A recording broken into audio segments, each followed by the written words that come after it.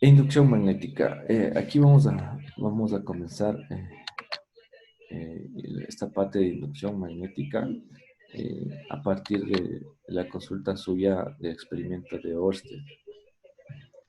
Ese experimento de Ørsted, si usted recuerda, era un hilo conductor y debajo habíamos puesto decía una aguja imantada, una brújula, ¿sí? Que la brújula apuntaba al norte magnético de la Tierra. Cuando había presencia de, de corriente eléctrica en el conductor, se veía que esta aguja cambiaba su posición y se ponía de forma perpendicular a la del hilo conductor. Entonces, nosotros de ahí podremos decir algo está pasando. Ese conductor por el que circula electrones está generando una interferencia al campo magnético de la Tierra. Está creando su propio campo magnético. Sí. Entonces, Ørsted fue un, fue un visionario porque él pudo con ese experimento muy sencillo demostrar que existe un campo magnético al tener la circulación de electrones. ¿Sí? Entonces, Ørsted dijo, ya, hay un campo magnético. Después vio Savart, en sus consultas había bastantes que hablan sobre él.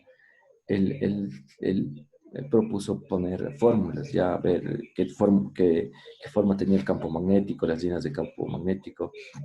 Quiso calcular matemáticamente ya este campo magnético e hizo el experimento con las limallas. Nosotros lo hicimos en un imán, ¿sí? ¿Se acuerdan? Nosotros lo hicimos con un imán, él ya propuso hacerlo, pero en este conductor, también con limallas. Puso el conductor, pasan la corriente y se dio cuenta de algo que diferenciaba a los imanes. En los imanes nosotros podemos determinar el norte y el sur, pero en un conductor, ¿dónde es el norte? ¿Cuál es el sur? Como en eso no se puede, en un conductor, determinar el norte o el sur, pero lo que sí se puede hacer es determinar la forma de las líneas de campo magnético. Y estas líneas de campo magnético tienen forma circular y concéntrica. Sí, estas líneas de campo magnético, si usted le revisa la figura que yo estoy remarcando, tienen forma circular y concéntrica. ¿Qué significa circular? Usted en geometría había visto un poquito de eso. ¿Sí? ¿Y qué es concéntrica? Concéntrica significa que son círculos que comparten el mismo centro. ¿De acuerdo? Eso básicamente es lo que determinó Biot-Savart, que con estas limallas se dio cuenta que podría tener círculos concéntricos como líneas de campo magnético. Sí. Ahora, no conforme con eso, dijo, o sea, sí, no hay problema. Son líneas concéntricas, pero veamos matemáticamente cómo calcularlas. Entonces, ante eso, eh, se vio la fórmula de Biot-Savart, ¿sí? Que también estaba en sus consultas, esta que estoy remarcando ahorita, pero Ampère agregó algo más. Son líneas en círculos concéntricos, pero también debemos darle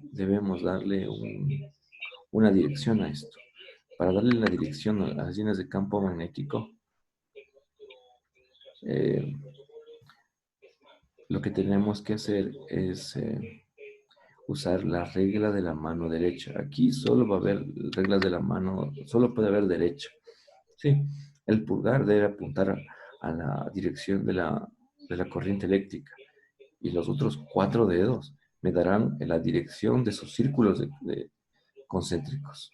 Sí, las puntas de los dedos, sí, van a darme la dirección.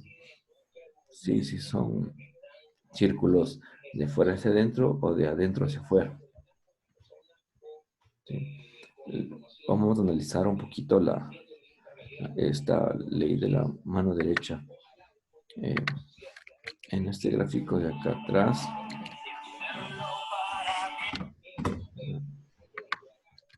en este gráfico de acá atrás se ve más claro. Miren en esta parte Y aquí es la misma dirección que está el índice de acá del gráfico. ¿Sí?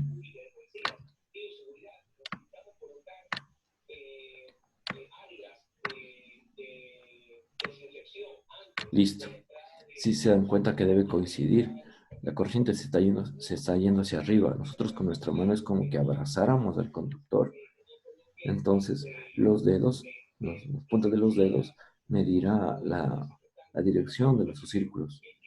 Si la corriente estuviera hacia abajo, los círculos, la dirección de los círculos debe cambiar. ¿Sí?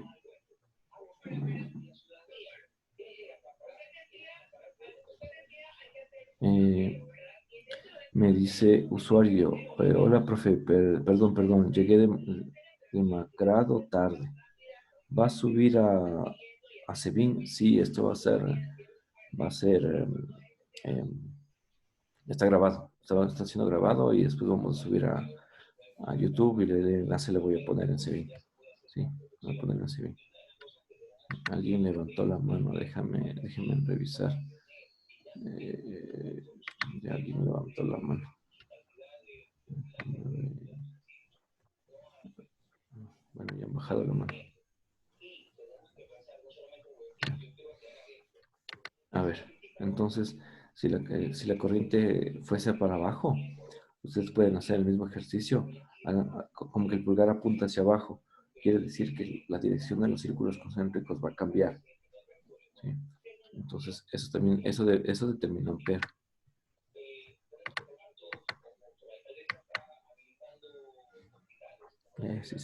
Si el conductor se toma con la mano derecha, de modo que el pulgar apunte en la dirección de la corriente convencional, los demás dedos que sujetan al conductor indicarán la dirección del campo magnético. Entonces estaba...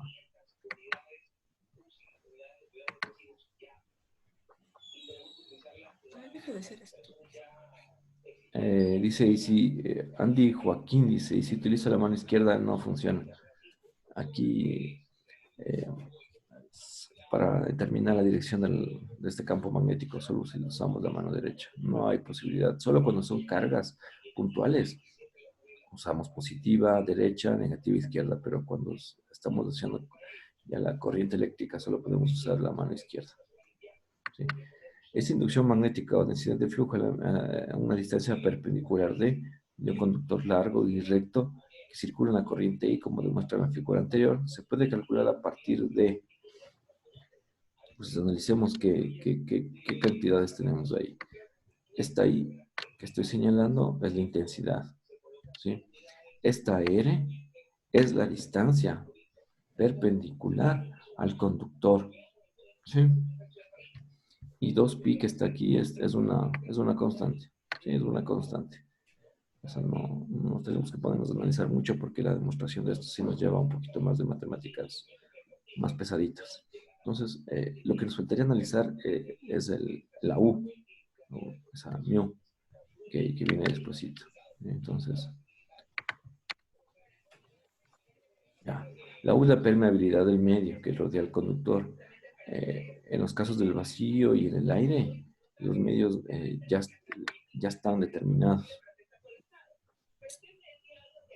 Acá dice usuario, ¿qué pasa si soy zurdo?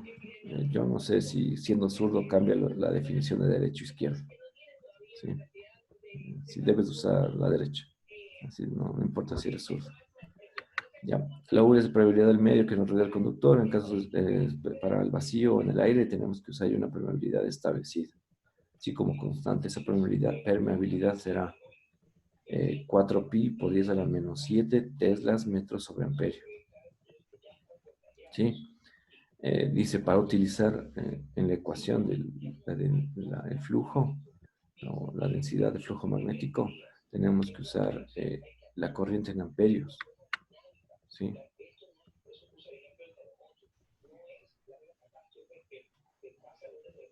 Teslas a cuadrado.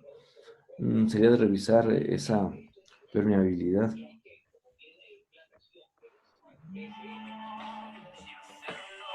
No. A ver, don Payacho me dice, profe, en internet el valor de mu sub 0 me sale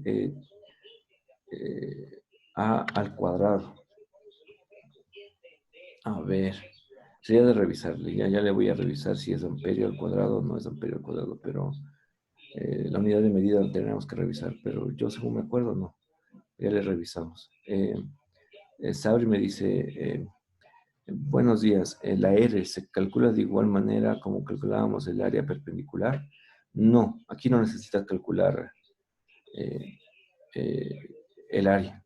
Necesitas solo la distancia perpendicular. Ya vamos a hacer el ejemplo de este ejercicio para que veas cómo se usa esa R.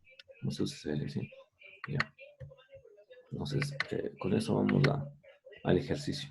Dice, determina el campo magnético B en el aire a una distancia de 5 centímetros de 5 centímetros de alambre a lo largo por el cual circula una corriente de 8 amperios. Entonces, lo primero que debemos de hacer, los datos. ¿Sí? La R, 5 centímetros, la I, 8 amperios y la permeabilidad en el vacío sería 4pi por 10 a la menos 7 teslas metros sobre amperios. ¿Sí? Entonces, después planteamos la fórmula, ¿de acuerdo? Reemplazamos la fórmula. No sé si me da, revisando el calculador con el calculadora, si sale la misma respuesta que planteamos en el texto de diapositivas que les pasé.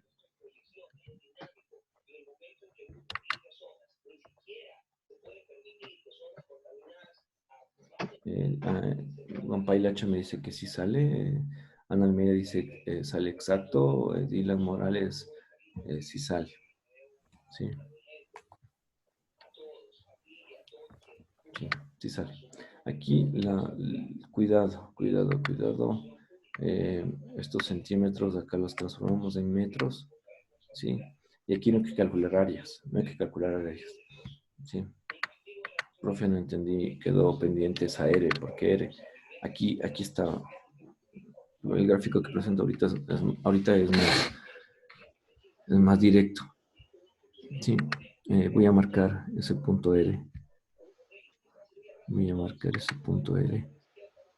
Este es el punto R que estamos analizando. ¿Sí? Ese punto es el que estamos analizando ahí.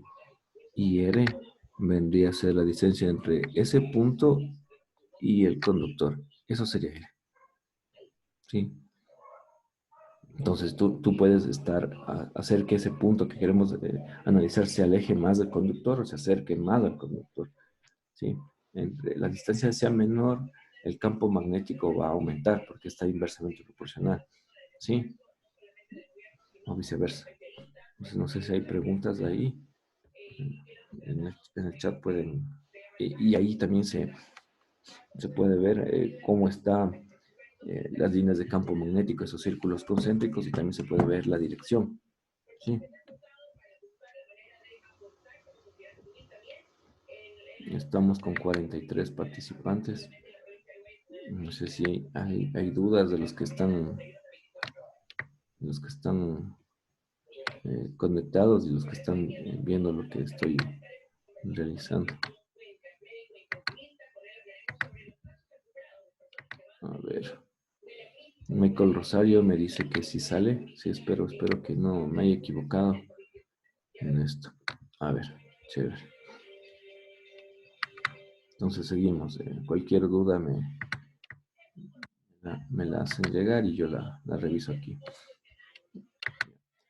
Entonces borramos esto.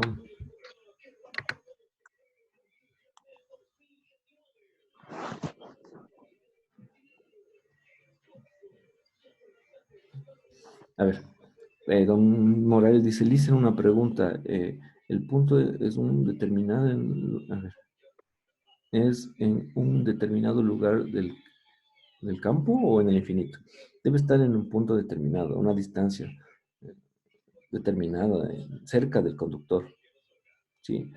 Mira, entre más cerca esté, mayor va a ser el campo magnético. Si tú pones un punto muy alejado, muy al infinito, el campo magnético generado por ese conductor no, casi va a ser cero. ¿sí? Entonces, debe ser un punto cercano, a centímetros, ¿sí? Entonces, Valeria Espinosa me dice, Lice, en este caso pi vale 3.14. Buena pregunta. Sí, sí, sí, buena pregunta. A ver, niños, usted revise en sus calculadoras. Pi, no pongamos solo 3.14, pongamos el símbolo en la calculadora de pi. Sí, no pongamos 2 por 3.14 por 0,05. No, no, no, pongámosle completo. Y si te das cuenta, si alguien es un poquito más precavido, si estoy encerrando los dos valores pi arriba y abajo, podríamos hacer algo. Las matemáticas no nos pueden traicionar. Miren lo que estoy haciendo. Eh, ¿Simplificar? Sí, simplificar. Justo Dylan Morales dice, ¿simplifiquemos? Sí, se puede hacer eso. Sí, porque aquí me permite la permeabilidad arriba con el pi de la fórmula abajo, se simplifica porque está multiplicándose, no hay problema. Y me saldría 3,2 por 10 a la menos 5 tercios para todos, ¿no? O si no, si quieres poner con todo, debes de escribir en la calculadora el símbolo pi. ¿De acuerdo? Voy a seguir un poquito. Y con eso, miren, ya se pudo entender que un conductor largo y recto genera un campo magnético. ¿Sí? Ahora, la siguiente travesura eh, la siguiente travesura que se hizo es ya tenemos un alambre recto que genera este campo magnético. ¿Qué pasa si a ese conductor recto le doy una vuelta? Le hago una espira, ¿sí? Espira nada más es un conductor en forma circular, ¿sí? Y después de hacer eso, dijeron, ¿qué tal si ya no solo es una vuelta? Si le damos muchas vueltas. En cambio, eso ya es una bobina, ¿sí? Bobina es un conductor que se hizo muchas vueltas.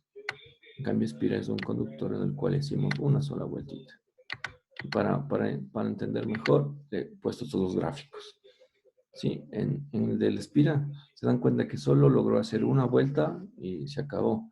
En cambio, en la bobina están muchas vueltas ahí. Así como se generó un campo magnético eh, en un conductor recto, ahora en esta posición o en esa disposición del conductor, también se debe generar un campo magnético. Pero matemáticamente nosotros podemos calcular el campo magnético en el centro, tanto de la espira como el de la bobina.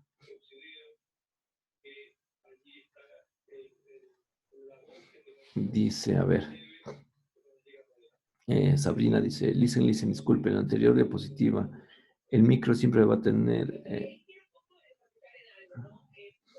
micro, bueno, aquí le llamamos mu, es la permeabilidad en el vacío o en el aire, ¿sí? Y tiene siempre el mismo valor hasta ahora, ¿sí? Hasta ahora tiene el valor de 4 pi por 10 a la menos 7 teslas metros sobre amperio, ¿de acuerdo? Entonces, hasta ahí tiene eso, ¿ya? Eh, Dice Dylan Morales, hay un proyecto con un alambre de cobre y unas pilas que funcionan como un túnel. Es igual a esto, ¿verdad? Sí, sí. Mire, eh, el- en ese proyecto hacen una espiral, una bobina muy grande la bobina, de tal forma que genera un círculo grandote. Eso se llama toroide se llama eso. Eh, Ese toroide, esa forma de la bobina en forma circular también, y ponen dentro un imán. El, el, el, no boroide, toroide. Este imán reacciona con la forma de esta bobina y por eso hace que se mueva, ¿sí? Por el efecto magnético. ¿Sí? Bueno, entonces ahí la diferencia entre espira y bobina. Cada una tiene una fórmula específica. Sí, Andy, Joaquín, sí, como toro, toro, como toro, toroide, toroide, como toro. Para la espira, el campo magnético está ya determinado, no necesitamos demostrar mucho. Es, eh, es la mu, la permeabilidad por la intensidad sobre 2R. Si te das cuenta, la fórmula anterior cambió solo una pequeña cosita, ¿sí? Pero lo que nosotros tenemos que entender es que vamos a encontrar ese campo magnético en el centro de esta espira, solo en el centro, ¿de acuerdo? No sé cómo más, a ver, veamos. Miren, en el centro de esta bobina. No podemos hacer más. Con las matemáticas que nosotros tenemos hasta ahora, no es nada más. Y también podemos ver que en esta espira también también se van generando líneas de campo magnético. Miren las líneas de campo magnético. Ya no son circulares, son medidas elípticas, ¿sí? Ya no son concéntricas, pero se siguen manteniendo esa, esa forma de líneas de campo magnético. ¿De acuerdo? Y para la bobina va a ser exactamente igual. Comparen las dos fórmulas de espira y la de bobina. Y lo único que cambió, le voy a remarcar ahorita ahorita, es esta N. Esta N significa el número de vueltas, el número de espiras que tiene esa bobina. Sí, si tú sabes, ya entendiste lo que es una espira y tienes en tu cabecita ya la fórmula para calcular el campo magnético en una espira, lo único que tienes que hacer para calcular en una bobina es multiplicar por el número de vueltas, N, ¿sí? Y estaría ya el campo magnético. No sé si hay preguntas por ahí, yo espero un poquito para que me hagan las preguntas respectivas para... Estoy esperando las preguntas, no sé, ¿está claro?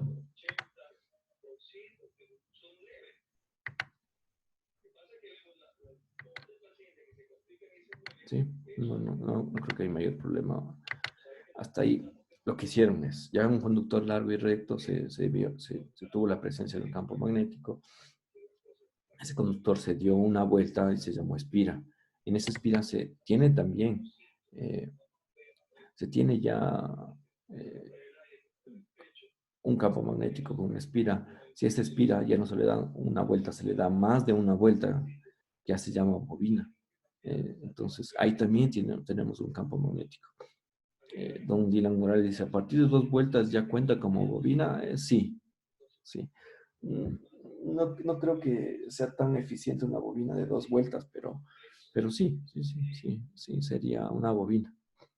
Sí, si alguien es un poco más travieso dentro de los equipos de sonido antiguos o radios, viene una bobina extremadamente larga.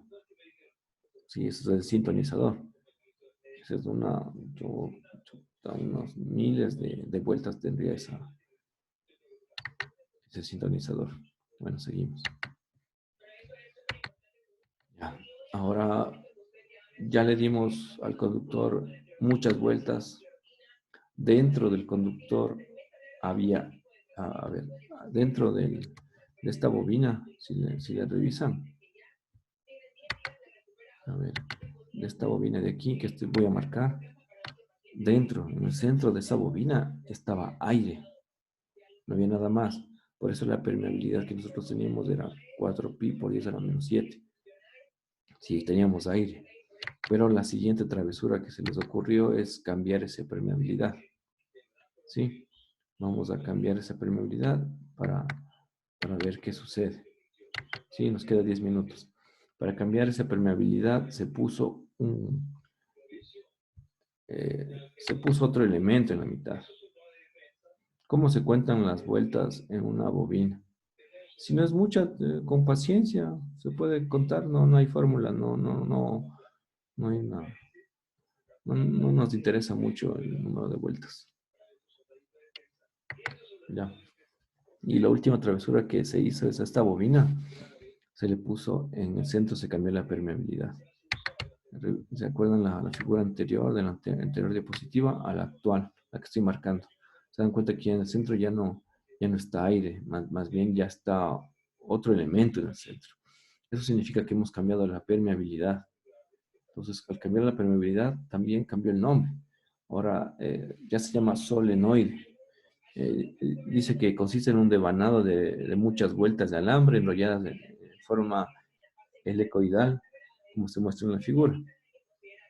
Aquí también se puede calcular esa inducción magnética. La inducción magnética vendría dada por la fórmula. La mu, n número de vueltas por la intensidad sobre L. L vendría a ser la longitud de este elemento que está en el centro del, del solenoide. ¿Sí? Si no entendimos más qué era L, es esta distancia que estoy marcando ahorita. En un ejemplo o en el otro ejemplo, mire. Está en las gráficas, pero para que usted lo vea mejor, lo estoy poniendo de otro color. Sí, esa distancia, esa distancia. ¿De acuerdo? Entonces, con eso nosotros podemos calcular el campo magnético en el centro de este solenoide. ¿Ya? Entonces, sigamos para ver si lo logramos. Ya, el ejercicio. Dice, un solenoide se construye demandando 400 vueltas de alambre en un núcleo de hierro de 20 centímetros. La permeabilidad relativa del hierro es de 13.000. ¿Qué corriente se requiere para producir la inducción magnética de 0,5 teslas en el centro del solenoide? Ya, vamos al primerito los datos. N 400 vueltas. ¿Sí? 400 vueltas. Ahí estamos, 400 vueltas. Clarito estamos. 400 vueltas. Me dice que el núcleo de hierro de 20 centímetros. Entonces, 20 centímetros, me parece que 0,2 metros. ¿Sí?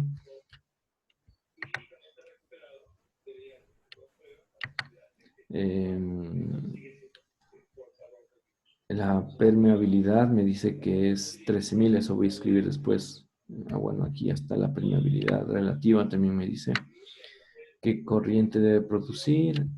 Aquí está el campo magnético también. Sí, estoy poniendo. Y la incógnita propuesta es la intensidad de corriente eléctrica. Entonces planteamos la fórmula. La fórmula ya la habíamos, nos familiarizamos en la anterior diapositiva, pero aquí la incógnita es la I. Despejando con un poquito de paciencia, me quedaría algo parecido a esto. Me darán revisando, me echando un ojito porque puede haber alguna equivocación. Después de eso tendríamos que reemplazar, ¿sí? Tendríamos que reemplazar. eh, Tendríamos que reemplazar, ¿sí? Pero al momento de reemplazar me doy cuenta que la permeabilidad, esta U que me estoy marcando, no es la misma U que está acá. Sí, porque no me da, incluso la permeabilidad relativa no me da ni unidades de medida. Ni unidades de medida me da. Entonces yo lo que tengo que hacer es esto. Ahí está. Dado que nos proporciona la permeabilidad relativa, necesitamos multiplicar por la permeabilidad en el vacío para encontrar el valor de la U que usaremos en la ecuación.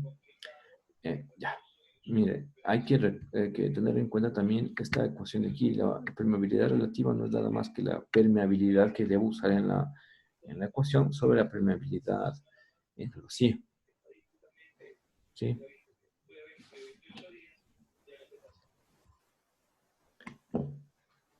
Entonces, de ahí nosotros tenemos que despejar.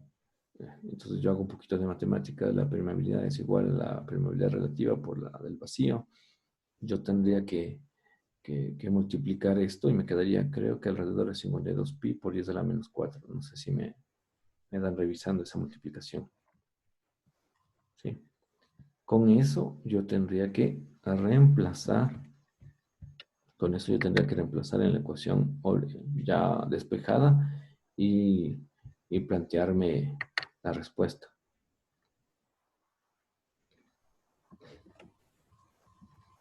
Ya. Entonces con eso, eh, por favor, denme revisando cuánto sale el ejercicio. ¿Cuál es la unidad de medida? No la escribí, pero debería ser la misma de la permeabilidad. Debería ser, sería teslas. eh,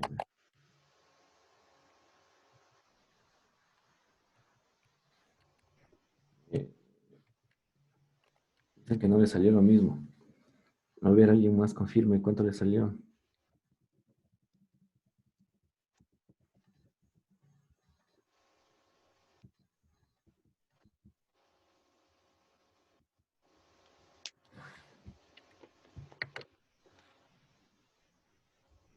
Ya, Melanie Molina me dice, profe, me sale 0,016.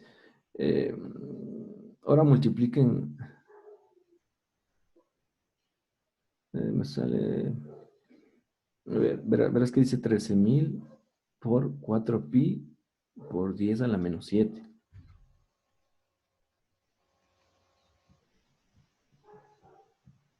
Sí, ya alguien, Ana, mira, me dice, profe, me sale 16,34 por 10 a la menos 3.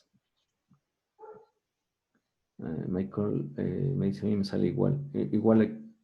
Igual a lo que me sale a mí o igual a lo que dicen los compañeros. Ah, no.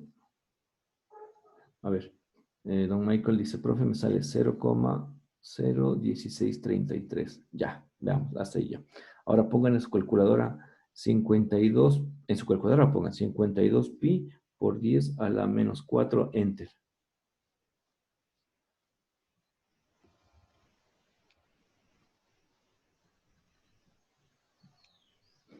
Otra cosa, no usen el valor de pi 3,14.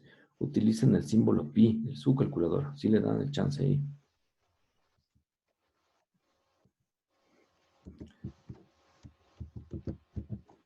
Dice, don Dylan dice, profe, me sale syntax error.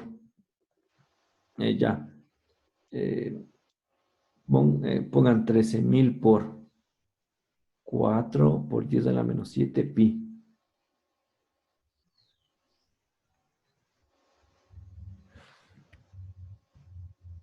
Lo que quise decir al final es, en la calculadora, escriban este valor pi al final. Al final, acá escríbanlo. ¿Sí? Jefa Sabrina me dice 0,016. Sí, la calculadora no está configurada muy bien. Ahora pongan 52 pi. Escriban esto, 52 por 10 a la menos 4 pi. Este valor de pi escriban después en la calculadora para que no les salga error.